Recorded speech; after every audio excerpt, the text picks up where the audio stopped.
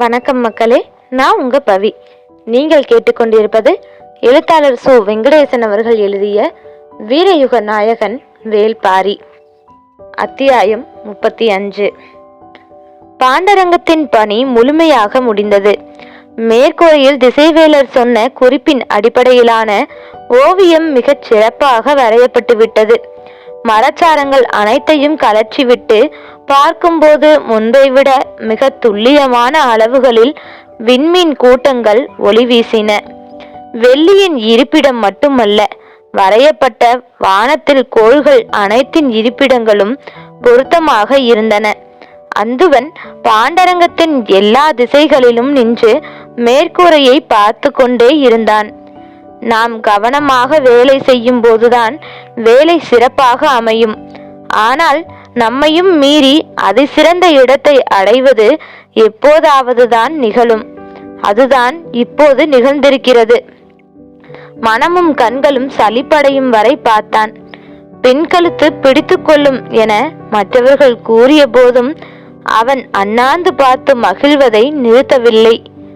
ஊன்றுகோலை தூக்கி வீசி ஆசான் ஏற்படுத்திய அவமானத்தை துடைக்க மனம் மேலெழுந்து கொண்டிருந்தது. ஆசானை அழைத்து வாருங்கள் என்றான். பணியாள்கள் விரைந்தனர். தான் செல்லாமல் பணியாள்களை அனுப்பியதிலிருந்தே ஒரு செய்தியை அவன் சொல்ல முயன்றான். அறிவுச்செருக்கின் செயல்பாடு இதுவென ஆசானுக்கு தெரியும். மாணவர்களிடம் அவர் எதிர்பார்ப்பது இதைத்தான். ஆனால் அவர் எதிர்பார்ப்புக்கு மாறாக நடந்துவிட்டால் விளைவு அப்படியே தலைகீழாக மாறிவிடும். அதன் பிறகு வாழ்வில் மறக்க முடியாத நாளாக அது மாறும். இதை மாணவர்கள் அறிவர். எனவே அறிவுச்செருக்கை வெளிக்காட்டி அவரை மகிழ்விக்கும் ஆபத்தை செய்ய யாரும் துணிய மாட்டார்கள். ஆனால் அந்துவன் துணிந்தான். மேற்கூரையில் பறந்து விரிந்து கிடந்த வான்வெளி அவனை துணிந்து நில் என சொல்லியது. காலம் கைகூடும் கனவிது என அவனது மனம் துணிந்தது. இந்த காலம் முழுவதும் தன்னோடு இருந்த தேவாங்குகளுக்கு நன்றி சொல்லும் வகையில் அந்த கூண்டுக்கு அருகில் வந்து அவற்றுக்கு பிடித்த பள்ளி முட்டையை உள்ளே உருட்டினான். வழக்கம் போல் சிறிது நேர தயக்கத்துக்கு பிறகு இரண்டும் அந்த முட்டையை நோக்கி வந்தன. ஒன்று அதை எடுத்துக்கொண்டு ஓர் ஓரத்தில் போய் உட்கார்ந்தது. இன்னொன்று அவனை பாவமாக பார்த்தது. அடுத்த முட்டையை உருட்டி விட்டான். இன்னொன்று அதை எடுத்து சென்றது. அதன் மகிழ்ச்சியை கவனித்தான். சற்றே மாறுபட்ட ஒன்று அவன் கண்களில் பட்டது. அதை பெரிதாக எடுத்துக்கொள்ளாமல் அடுத்தடுத்த முட்டைகளை உருட்டிவிட்டான். அவை இரண்டும் எடுத்து தின்றன. முன்னர் அவன் கண்களில் பட்ட அதே செயல் மீண்டும் பட்டது. இது தற்செயலாக இருக்கும் என நினைத்தான். அடுத்தும் பள்ளி முட்டைகளை உருட்டிவிட்டான். மீண்டும் அதுவே நடந்தது. அவன் சற்றே அதிர்ச்சி அடைந்தான். அப்படி இருக்காது என நினைத்தவன் பள்ளி முட்டைகளை உருட்டுவதை நிறுத்திவிட்டு சிறு கம்பு ஒன்றை எடுத்தான். அவ்வளவு நேரம் முட்டையை தின்ற அவற்றை குச்சி கொண்டு விரட்டினான். அவை அஞ்சி உள்ளொடுங்கின. அப்போதும் அவற்றின் செயல் ஒன்று போலவே இருந்தது. மீண்டும் அவன் குச்சியை ஓங்கினான். உள்ளே போய் ஒண்டியவை வேறு இடம் நகராமல் அங்கேயே பதுங்கின. அவன் குச்சியால் சற்றே அடித்து அவற்றை களைத்தான். அவை கத்தியபடி அந்த இடம் விட்டு நகர்ந்து கூண்டின் இன்னொரு பக்கம் வந்தன. அவன் கண்கள் நம்ப முடியாத ஒரு வியப்பை கண்டு கொண்டிருந்தன. நான் காண்பது உண்மைதானா என அவன் தன்னை மீண்டும் மீண்டும் கேட்டபடி அந்த சோதனையை நடத்தி கொண்டே இருந்தான். பார்த்து கொண்டிருந்த பணியாளர்களுக்கு என்ன நடக்கிறது என்பது புரியவில்லை.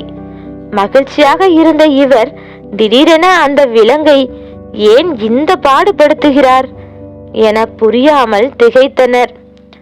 ஆசானை அழைக்க சென்ற பணியாளன் 3 நாளிகைக்கு பிறகு வருவார் என்ற செய்தியோடு திரும்பியிருந்தான்.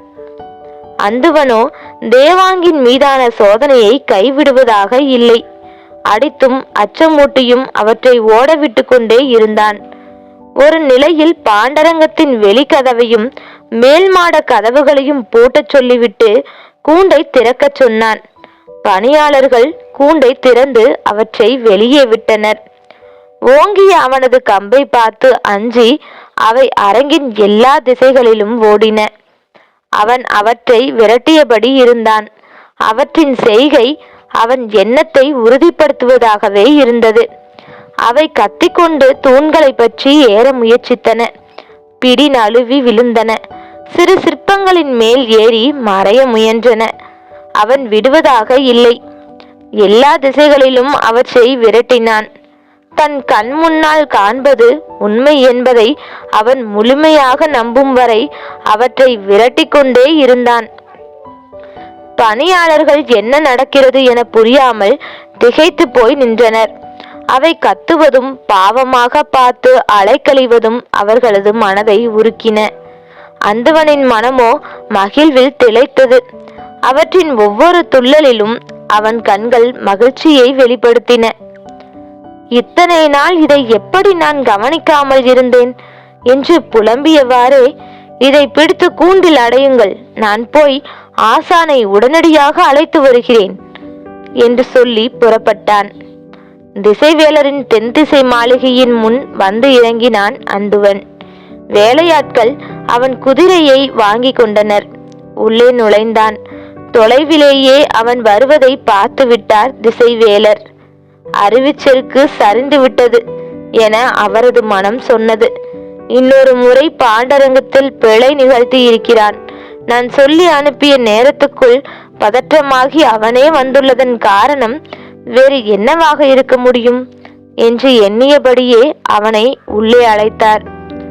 உடனடியாக புறப்பட்டு வர வேண்டும் என்ற வேண்டுகோளை முன்வைத்தான். அவர் எந்தவித காரணமும் கேட்கவில்லை. சற்று நேரத்தில் புறப்பட்டார். அவர் காரணம் கேட்காதது குறித்து அந்துவன் கவலை கொள்ளவில்லை. அவர் புறப்படும் வரை காத்திருந்து அவரை அழைத்து வந்தான். பாண்டரங்கத்துக்குள் இருவரும் நுழைந்தனர். வழக்கம் போல் அவர் மாளிகையின் நடுவில் நின்று அண்ணாந்து மேற்கூரையை பார்த்தார். அவர் நினைத்ததை விட மிகச் சிறப்பாக அது வரையப்பட்டிருந்தது. அந்துவனை பாராட்டலாம் என நினைத்து திரும்பிய போதுதான் கவனித்தார், அவன் அருகில் இல்லை. சற்று தொலைவில் தூண்களுக்கு பக்கத்தில் இருந்த தேவாங்குகளின் கூண்டுக்கு அருகில் நின்றிருந்தான். என்ன அங்கே நிற்கிறாய்? நான் உங்களை காண வருமாறு அழைத்தது இந்த விலங்கை பார்க்கத்தான். என்ன இது? இதன் பெயர் தேவாங்கு என சொல்ல வாயெடுத்தவன் இயற்கையின் அதிசயம் என்றான்.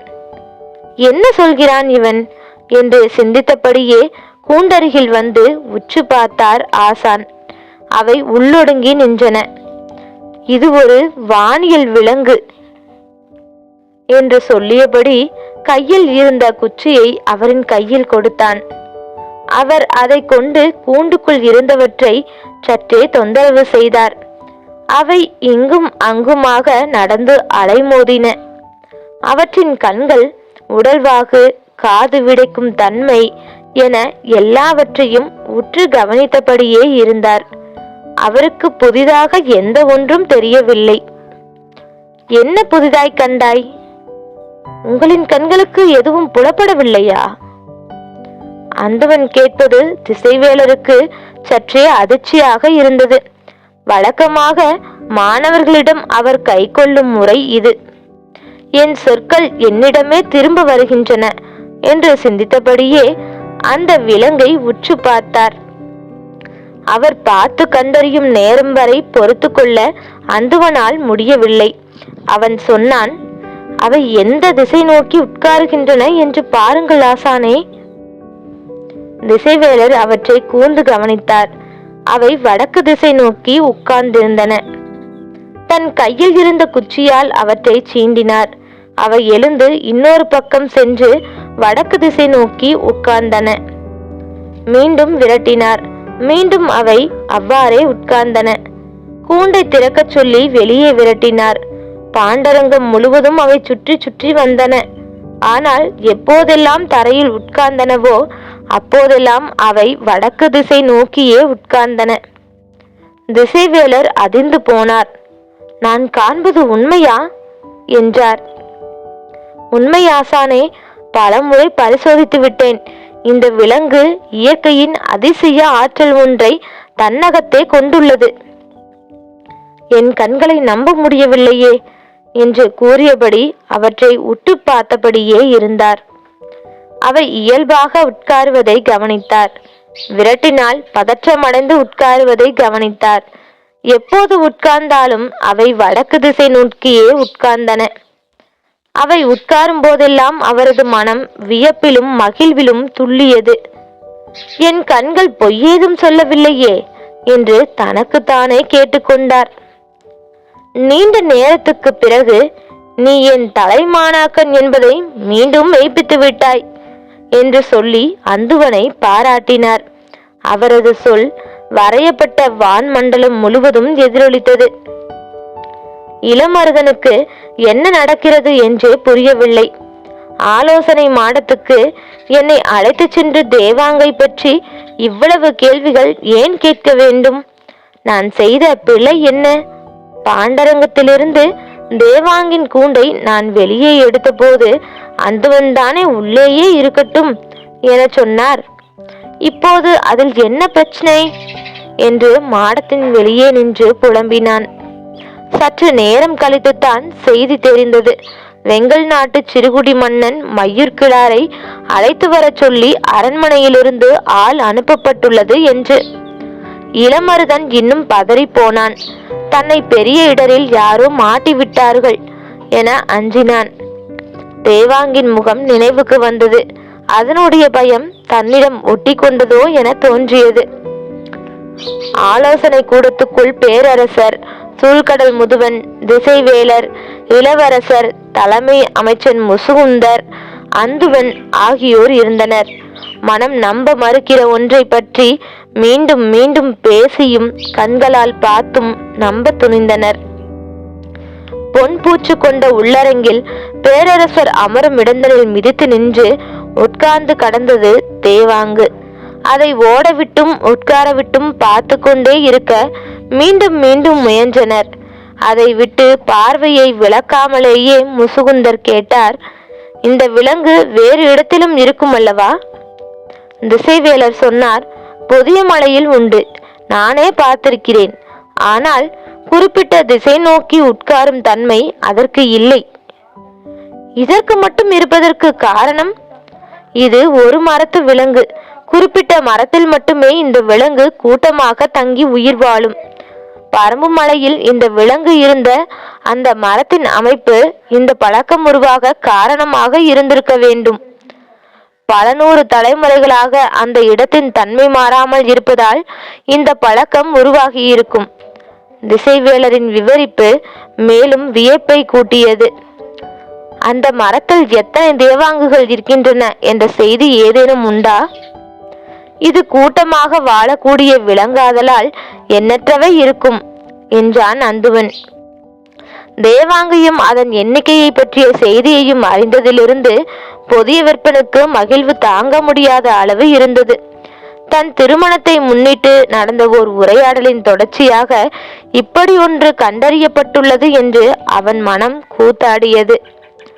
சூழ்கடல் முதுவனுக்கோ அதிர்ச்சியும் மகிழ்ச்சியும் திக்குமுக்காட செய்தன. தான் காண்பது உண்மையா என்பதை நம்ப அவர்தான் அதிக நேரம் எடுத்துக்கொண்டார். திசைவேலர் போன்ற பெரும் வானியல் அறிஞர் சொல்லும் போது ஐயப்படுவது அழகன்று. ஆனாலும் இப்படி ஒரு செயலை மனம் எளிதில் நம்பி விடுவதில்லை. அதன் முழு நடவடிக்கையையும் பார்த்துவிட்டு சூழ்கடல் முதுவன் ஒற்றை வரியில் சொன்னார், இனி கடல் வணிகத்தை நாம் ஆளலாம். இந்த சொல்லை சொன்னதும் பேரரசர் அவரை கட்டி அணைத்தார். முன்னர் நடந்த கூட்டங்களில் கடல் கண்டு அஞ்சி வந்த தங்களின் சொற்கள் இப்போது முற்றிலும் மாறிவிட்டன. இந்த திருமணம் பல புதிய வாய்ப்புகளை நமக்கு உருவாக்கும் என நான் உறுதியாக நம்பினேன். ஆனால் அந்த வாய்ப்பு இவ்வளவு சிறந்ததாக இருக்க போகிறதென நான் எதிர்பார்க்கவில்லை என்றார் பேரரசர். சூழ்கடல் முதுவன் சொன்னார், என் வாழ்வில் இன்று அடைந்துள்ள வியப்பும் மகிழ்வும் கலந்த ஓர் உணர்வை இதுவரை அடைந்ததில்லை. திசையறிய முடியாமல் எவ்வளவு இழப்புகளை நாங்கள் கண்டுள்ளோம். எத்தனை மனிதர்கள், கப்பல்கள், பொருட்களை எல்லாம் கடல் கொண்டு போனது.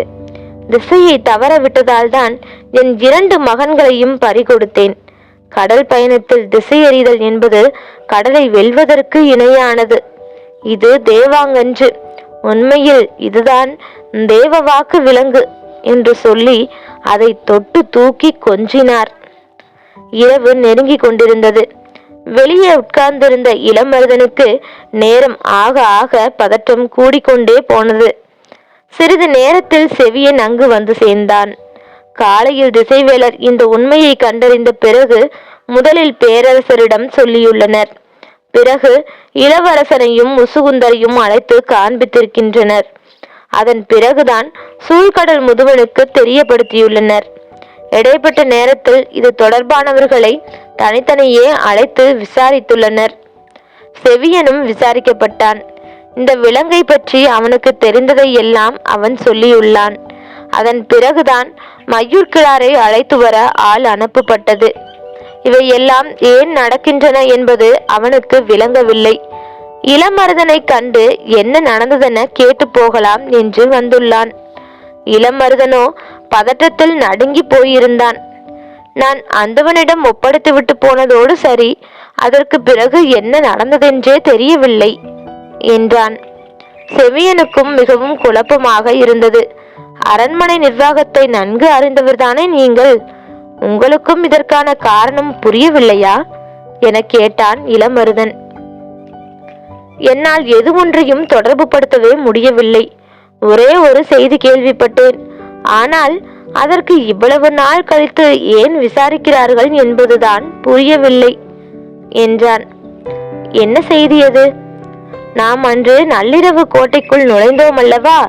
அப்போது கதவை திறந்துவிட்ட யானை மதம் பிடித்து கோட்டை தளபதியை கொன்று விட்டது. இந்த செய்தி வெளியே யாருக்கும் தெரியாது. திருமண காலத்தில் தலைநகருக்குள் நிகழ்ந்த மரணம் என்பதால் வெளியே தெரியாமல் எல்லாவற்றையும் முடித்து விட்டார்கள். அது தொடர்பாக கோட்டை வாசலில் பாதுகாப்பில் இருந்த வீரர்கள் விசாரிக்கப்பட்டுள்ளனர். அப்போது ஒருவன் மட்டும் சொல்லியிருக்கிறான், பார்க்கவே அருவருப்பாக இருந்த ஒரு விலங்கை உள்ளே எடுத்து வந்தனர். அதை கண்ட பிறகுதான் அந்த யானை மிரட்சிக்குள்ளானது என்று. இளமருதன் நடுங்கி போனான்.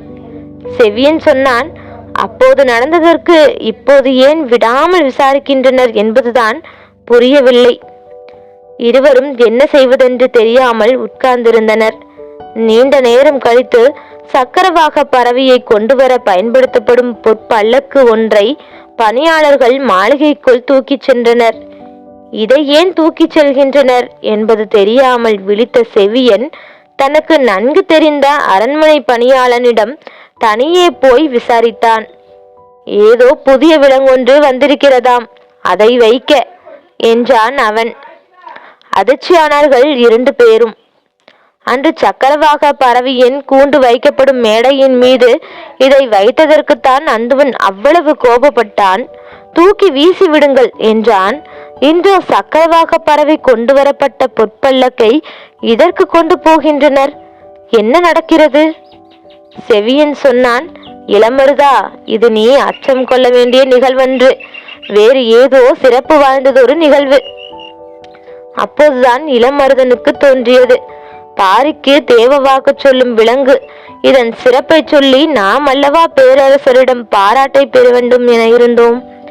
இப்போது யாரோ உள்ளே புகுந்து நாம் அடைய வேண்டிய நற்பெயரை அவர்கள் அடைய பார்க்கின்றனர். இதை விடக்கூடாது. அடுத்து நாம் என்ன செய்ய போகிறோம் என்பதே முக்கியம். இந்த திருமணத்துக்கு எல்லோரும் வந்திருக்கின்றனர். சேரனுக்கும் சோழனுக்கும் கூட இங்கு நடந்ததை விளக்கமாக சொல்லும் பலர் வந்துள்ளனர். அதே போல யவனர்களின் பெருந்தளபதிகள் இங்கு வந்துள்ளனர். எனவே தேவாங்கை பற்றிய செய்தி எதுவும் வெளியே தெரியாமல் பார்த்து கொள்ள வேண்டும் என்றார் முசுகுந்தர். சரி, அந்த விலங்கை பரம்பு மலையிலிருந்து கொண்டு வர வழி என்ன என கேட்டான் புதிய விற்பன். இவ்வளவு நேரம் அளவற்ற மகிழ்ச்சியில் நடந்து கொண்டிருந்த ஓர் உரையாடல் சற்றே இறுக்கமாக மாறத் தொடங்கியது. நாம் ஒரு குழுவை அனுப்பி பாரியிடம் பேசி அவற்றை பெற்றுக்கொள்ளலாம் என்றார் சூழ்கடல் முதுவன். வணிக பேச்சுக்காக போன கோளூர் சாத்தனின் கதை உங்களுக்கு தெரியாதா என கேட்டான் புதிய விற்பன். கேள்விப்பட்டேன், ஆனால் அதற்கும் இதற்கும் நிறைய வேறுபாடு உண்டல்லவா? இது மிகவும் வியக்கத்தகு தன்மை கொண்ட விலங்கு. கடல் பயணத்தில் இது அளவற்ற ஆற்றலை தரவல்லது. நமது வணிக வலிமையை இது பல மடங்கு உயர்த்தக்கூடியது. இதை எடுத்துச் சொல்லி இதற்கு ஈடாக நல்லதொரு பரிமாற்றத்துக்கு பாண்டிய நாடு தயாராக இருக்கிறது என சொன்னால் பாரி ஏற்பான் என்றே நினைக்கிறேன் என்றார் சூழ்கடல் முதுவன். பரம்பு நாட்டின் மீது ஓரளவு நெருக்கமாக இருந்தவர்கள் குடநாட்டினர்தான். ஆனால் அவர்களின் அமைச்சன் வணிகம் பேச போனதற்கே கைகளை வெட்டி அனுப்பியுள்ளான். பாண்டிய நாட்டு தூதுவர்கள் போனால் உள்ளேயே அனுமதிக்க மாட்டான். அதை மீறி உள்ளே போனால் அவர்கள் திரும்பி வரமாட்டார்கள். அப்படியென்றால் இதற்கு என்ன வழி என கேட்டார் சூழ்கடல் முதுவன். தளபதி கருங்கை வாணனை வர சொல்லி உத்தரவிடுங்கள் என பேரரசரை வேண்டினான் பொதிய வெப்பன். தொடரும்.